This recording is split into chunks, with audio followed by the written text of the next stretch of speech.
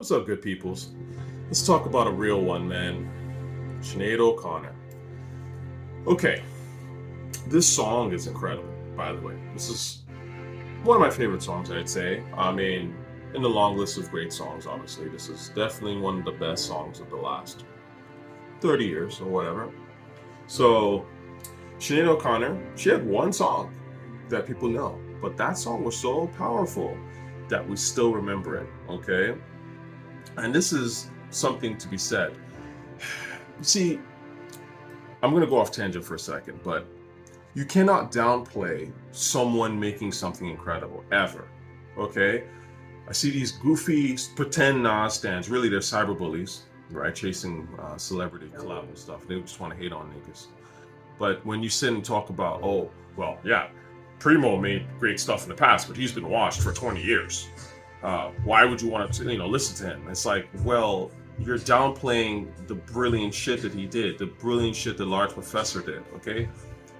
You have to hit brilliance, okay? It doesn't matter if you're current or whatever. Like, when I talk about Hit Boy has never been brilliant. There's nothing I've ever heard from Hit Boy that made me go, whoa, that was brilliant. But there's definitely lots of large professor and Primo joints that I've heard that make me go, wow, that's brilliant. You've got to be brilliant. It doesn't matter how long ago you're brilliant, because brilliance lasts a very long time, if not forever. You know what I'm saying? And it's hard to be brilliant. It's hard to be brilliant once. To be brilliant over and over again is like some real, like, whoa shit, obviously. And that's why the people who are brilliant will always be remembered more than the people who were, like, they were cool, but they just coasted along. You know what I'm saying? Like, more people are going to feel a way that Sinead O'Connor passed than 99% of people, Fluoride or whoever, that you claim are relevant future, that you claim are relevant and have these incredible runs of mediocrity. Nobody cares about how long you're relevant for. That shit's irrelevant. Did you do brilliant shit? Were you ever brilliant? That's what we want to know. So anyways, going back to Sinead O'Connor, the song is fucking brilliant, okay? The song itself is like, I think what makes it work in a lot of ways is that it's obviously super sad, but it's sad in an inspiring way. It's not just, look at me, I'm so sad. Like, it's sad, but the beat is hard, like hard enough anyways, you know what I mean? And has that bop to it. And even when she's singing in a way that I think makes you, like, it's so beautiful how she's portraying it that it inspires something in you. You know what I mean? Like, the best art is inspirational, right? Not in narrative, but in terms of feeling. It inspires something in you to continue to move on. You know what I'm saying? Because life is sad. Life is tough. So if you can listen to something that recognizes and basically says, hey, like, I get that you're sad. I'm sad too. It's human, right? Like, sadness is part of reality. I'm sad, but you know what? I'm trying to move past it. You know what I'm saying? And I'm going to try and move past it in a beautiful way. Those are the strongest songs, period. That's why Illmatic is so ill, because Illmatic is kind of low-key a little bit sad about certain shit, but it has this feeling of like, yeah, but I'm moving on. I mean, rap is like that. You know what I'm saying? The great rap is like, yes, we were sad, but now I'm trying to get to a better place or something like that. That's the real shit. So anyways, the point of this is Sinead O'Connor killed this record, right? Like, absolutely destroyed it, in my opinion. A true masterclass in singing. I think her voice was incredible. I mean, there are just certain things that she does on the song that you're like, this is powerful, man. Like, makes you like shed a tear for real, for real. I'll tell you some of my favorite parts of the song. Let me run this back for a second, but this is like, there's a part in there where, towards the end, where, all the flowers that you planted, mother, in the backyard. The way that she says that shit just hits me, man. Like, it's brilliant. Like, you know what I'm saying? And even when she's like, I know sometimes something, I know baby living with you sometimes, but sometimes hard. Like, just even, again, the inflection, the way she says that shit, you're just like, whoa. You know what I mean? So there's things in there, just to me, that really show somebody that's just at the top of their game, singing wise. Because again, singing is about knowing the right emotion. It's not just about how well can you be loud and belt out vocals and shit. That's like irrelevant. It's about how can you convey an emotion, right? And the different ways you can get to that, where it seems natural, you don't even notice it, but you're switching it up, you're changing things, and it just seems seamless and it's part of the experience, right? That's crazy. Even the last part where she was, the very last like part where she's like in the chorus, right? Nothing compares to you. I want to say it's like the very, very last part of it. Let's see if I can play this shit without getting. Sure, I'll get a copyright strike, but well. For Sinead O'Connor, it's all good. It's all good, my dear. So I'll tell you my favorite part. This is, this part. That's crazy. The way she said that part, that's like that last part in particular. Whoa. You know, it's interesting because obviously this song was made when I was a kid when the song came out. And I have to say that I was kind of like, I didn't really hear it when I was young, you know? But I heard it probably like in the early 2000s, maybe. Something like that. I did hear it like a long time ago, but I don't remember when.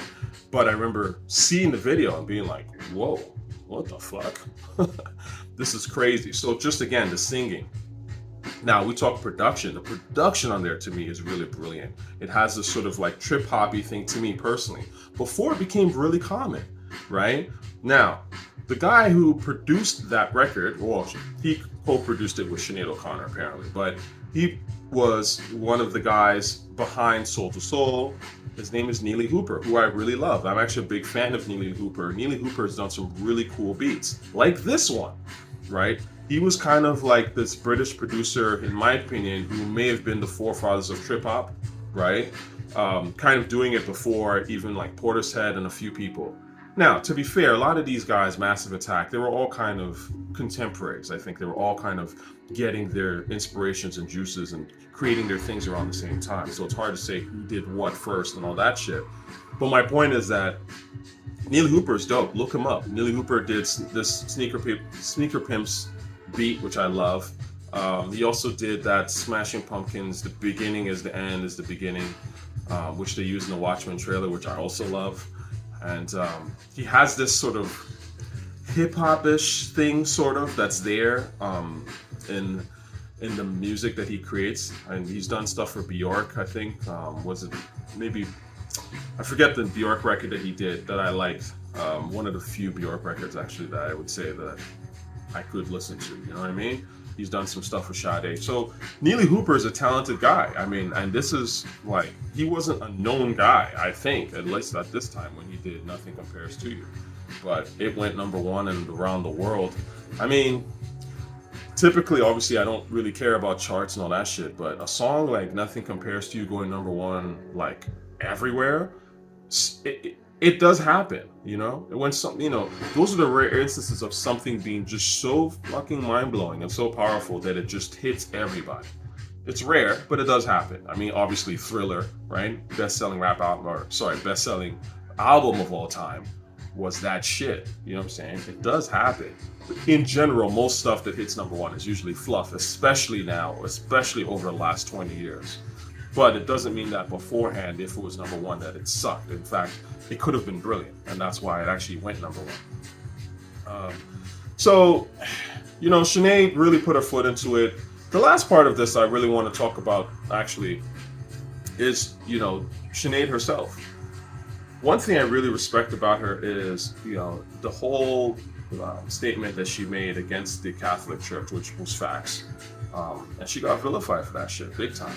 You know, basically, damn near ran out of Dodge for those comments, right? When she tore up the picture of the Pope, saying "Fight the real enemy." That's real shit. It's real shit. How long has the Catholic Church covered up child abuse, child sexual abuse? For decades, if not maybe centuries, but they still do it. You know what I mean? And look, listen, I'm not slandering. This is facts. come on, we know this. But you know what's interesting? Back when Sinead said that shit, it wasn't that common. People didn't know about this stuff. I mean, it wasn't, at least obviously it was happening. It's horrible, but people weren't reporting on it. Media wasn't reporting on it. So imagine how brave she was when there was just kind of allegations of this stuff happening. And she put her foot down as an artist and said, nah, this is the real shit that y'all gotta talk about. That's an artist, by the way. That's some, an artist has to, in my opinion, the real artist speak truth to power in some way, shape, or form. That's an artist. You put your shit on the line and you say what you gotta say. I said what I said. If I said it, I meant it. Bite my tongue for no one. That's a fucking artist, okay? Not some goofy Ice Spice who just puts out a video shaking her ass, or some dude who's in the hood, rolling, some dice or whatever, and like has his guns out. Just make some music in front of a bodega or some shit. That's boring. That's not an artist. That's a dweeb. That's a regular dweeb, maybe glossed up, but you're still a dweeb. You know what I'm saying? A real artist, they spend time on the craft, they say what needs to be said, and if it comes down to it, they put their motherfucking career on the motherfucking line to say some important shit. You know what I'm saying? Most of these people are not artists, they're entertainers, and terrible entertainers in that. So I respect the fact that she even said that shit, big time. And you have to understand, like, for her to say that at that time, as an Irish person in particular, Ireland, the land of Catholicism, where the Catholic Church has extraordinary amount of power, especially back then. I mean, the balls. And not only did she do it one time, I think she was at Madison Square Garden or something like that, or she was performing and people were booing her, obviously, and she stood on that shit. I said what I said, nigga. You know what I'm saying? That's balls. I respect that. And she was right. That's the funny thing, man. People will hate on you. That's usually how it is. When you come out with some powerful shit, there's always haters, people that don't get it. They're behind the times. They're scared. You know what I'm saying? Scared of their own shadow. They're scared of someone to keep it real because they're used to being pretenders. But the people we respect in the long run are always the people who they stuck to their guns. It takes 10, 20, 30 years, unfortunately, and it's a struggle for that artist. You can imagine what she went through. But eventually, people go, yeah, you know what? She was right.